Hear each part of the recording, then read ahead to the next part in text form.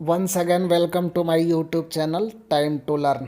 Hello students, आज की इस वीडियो में हम लोग पढ़ेंगे पीएच स्केल।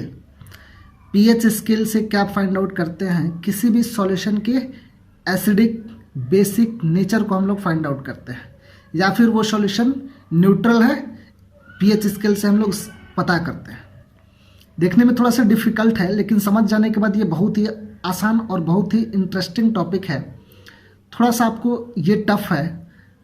देखिए, पीएच स्केल जो है, इसका वैल्यू होता है, इसका रेंज जो होता है वो 0 से लेकर 14 तक होता है। पीएच स्केल का जो रेंज होता है वो 0 से लेकर 14 तक होता है। इसमें एग्जैक्ट वैल्यू एक जो आता है वो क्या 7। तो जब 7 आता है तो उस स्टेज पे ये क्या होता है, न्यूट्रल होता है। मतलब जो जिस सॉल्यूशन का पीएच वैल्यू 7 है वो सॉल्यूशन क्या होता है, न्यूट्रल होता है। जिस सॉल्यूशन का पीएच वैल्यू 7 होगा वो सॉल्यूशन न्यूट्रल होगा। न्यूट्रल बोल रहे हैं, इसका मतलब कि नहीं वो एसिडिक है और नहीं वो बेसिक है। इसके बाद देखेंगे हम 7 से कम, 0 से ज़्यादा होगा और 7 से बिलो होगा, 7 से कम होगा। तो जिसका वैल्यू, जिस सॉल्यूशन का वैल्यू 7 से कम होगा वो सॉल्यूशन कैसा होगा, एसिडिक नेचर का होगा। जिस सॉल्यूशन का वैल्यू 7 से ज़्यादा 14 या 14 से कम होगा वो सॉल्यूशन बेसिक नेचर का होगा। तो यहाँ पे एसिडिक नेचर और ये बेसिक नेचर। एसिडिक नेचर में कैसे फाइंड आउट करेंगे हम, जैसे सपोज दैट मान लेते हैं हम, यहाँ पे आ जाता है 1 2 3 4 5 6 7 आएगा तो न्यूट्रल। तो 1 2 3 4 5 6 ये जितना भी होगा, बीच का जो भी वैल्यू आएगा 1 2 6 वो क्या होगा, यहाँ पे वो मेरे पास एसिडिक नेचर का होगा। इधर देखेंगे हम 7 के बाद जैसे 8 आता है, 9 10 11 12 13 14 भी, 14 को इंक्लूड करना है, 14 भी आता है तो वो सॉल्यूशन कैसा होगा, वो बेसिक नेचर का होगा। अब इसमें हम देखेंगे कि जो हम लोग पहले एसिड और बेस में पढ़े हैं, स्ट्रॉन्ग एसिड और स्ट्रॉन्ग बेस, तो वो हम पीएच से ही हम लोग पीएच वैल्यू देख के ही बता देंगे कि वो एसिड कैसा है, स्ट्रॉन्ग एसिड है या वीक एसिड है। तो देखिए 7 से हम लोग 0 की तरफ आएंगे, तो जैसे जैसे 7 से 0 की तरफ आएंगे जो एसिडिक नेचर सॉल्यूशन का होगा वो क्या होगा, इंक्रीजिंग ऑर्डर में होगा।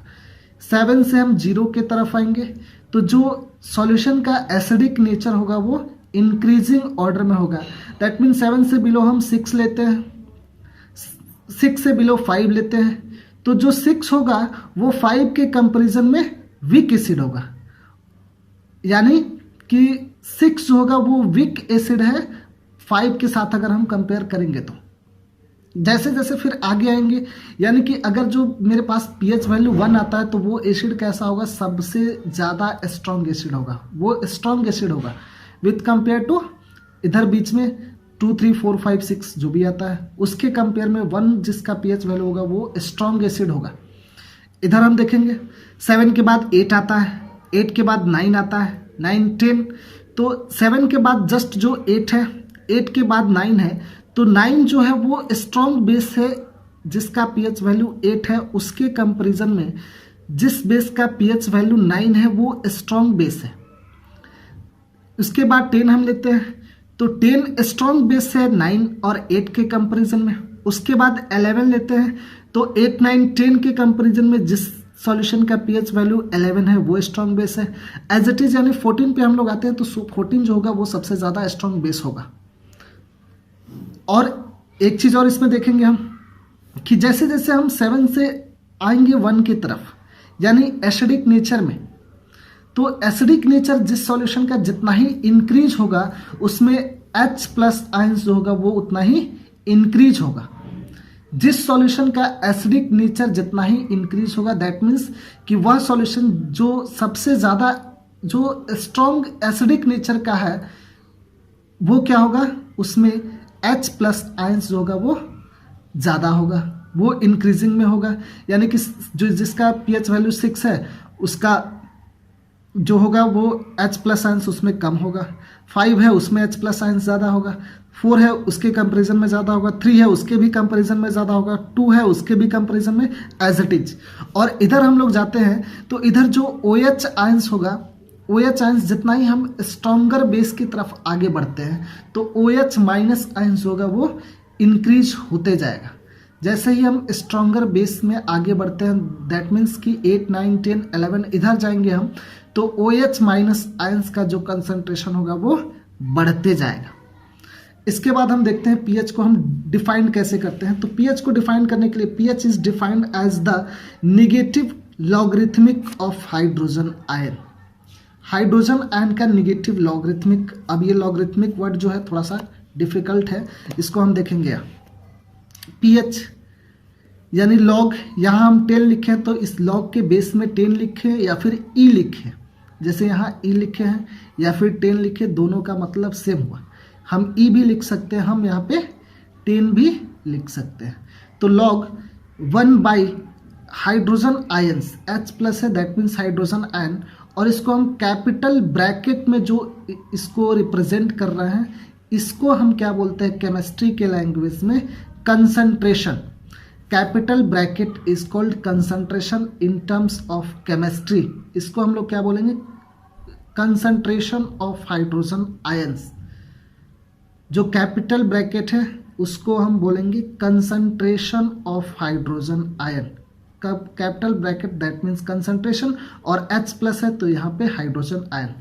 तो pH जो होता है लॉग, यहाँ पे बेस हम 10 भी लिख सकते हैं, E भी लिख सकते हैं। अगर नहीं 10 लिखते हैं, नहीं मैं E लिखता हूँ, तो दोनों में से कोई नहीं लिखूंगा, दैट मीन्स उसको छोड़ दूंगा सिंपल, तब भी वहाँ पे E ही माना जाएगा या फिर 10 ही बेस माना जाएगा। 1 by concentration of hydrogen ion. यहाँ पे एक फॉर्मूला हम यूज करेंगे, सपोज दैट इसको हम क्या मान लेते हैं, 1 को हम यहाँ पे मान लेते हैं M, और कंसंट्रेशन ऑफ हाइड्रोजन आयन को हम कंसिडर कर लेते हैं N। तो इस फॉर्मूला पे हम आएंगे लॉग M बाई N, इसको हम रिप्रेजेंट करते हैं log M minus log N, दोनों जगह E बेस है, E बेस डाल देंगे। Log M by N that means log M minus log N। तो वही हम यहाँ पे फॉर्मूला अप्लाई किए हैं, log M by N log M minus log N। Log 1 का वैल्यू यहाँ से देख लेंगे, देखिए लॉग 1 का वैल्यू 0, लॉग 10 का वैल्यू 1 होता है, लॉग 100 का वैल्यू 2 होता है, लॉग यहाँ पे 1000 का वैल्यू 3 होता है, लॉग 10,000 का वैल्यू 4 होगा। एज इट इज आगे जितना नंबर ऑफ जीरोज होगा, एक नंबर ऑफ जीरो है तो 1 होगा, 2 जीरो है तो यहाँ पे 2 होगा, 3 जीरो है तो यहाँ 3 होगा, 4 जीरो होगा तो यहाँ 4 होगा। इसका भी एक फॉर्मूला है, आगे बताऊंगा मैं। यहाँ पे log 1 का वैल्यू मैं 0 रख दिया, log E concentration of hydrogen है तो 0, दैट मीन्स pH क्या हो गया, यहाँ पे निगेटिव pH हो गया negative logarithmic of hydrogen ion. Minus sign है तो minus sign that means negative logarithmic of hydrogen ions.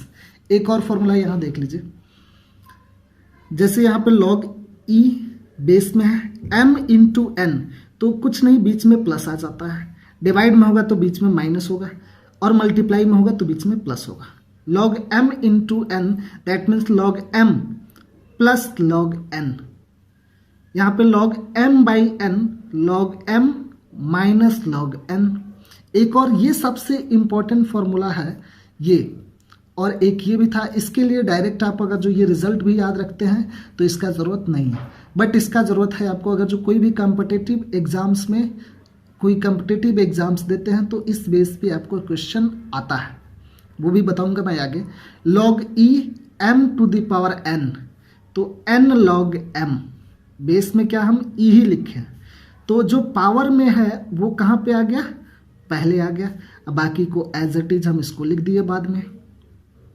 ध्यान से सुनिए, जो इसके पावर में है log M to the power N, तो जो पावर में है वो पहले आ गया, बाकी एज इट इज हम लिख दिए। तो यहाँ पे देखिए कैसे हम इसको लिखेंगे, सिंपल log 10 का वैल्यू 1 होता है, अगर जो हम 100 हमको लिखना होगा तो 100 को हम लिख देंगे log 10 का स्क्वायर, 100 दैट मीन्स 10 का स्क्वायर। तो अब इसी को हम पढ़ते हैं log M to the power N log M to the power N, तो N तो पहले आएगा इस फॉर्मूला से, N पहले आएगा that means N log m ये है, तो n क्या है यहाँ पे 2 है, log m क्या है, log m की जगह पे 10 है, log 10। तो बस आप log 10 का वैल्यू याद रखिए, कितना है 1 है, तो इसके जगह पे हम लिख सकते हैं 2 × 1, दैट मीन्स इसका वैल्यू आ गया 2। एज इट इज अगर जो यहाँ पे 1000 है तो इसको हमको क्या लिखना होगा, log 10⁻3, फिर n log m 3 पहले आ गया, फिर यहाँ पे log 10 हम लिख दिए, तो log 10 का वैल्यू कितना 1, तो 3 × 1, दैट मीन्स यहाँ पे भी हमको क्या मिला 3 ही मिला।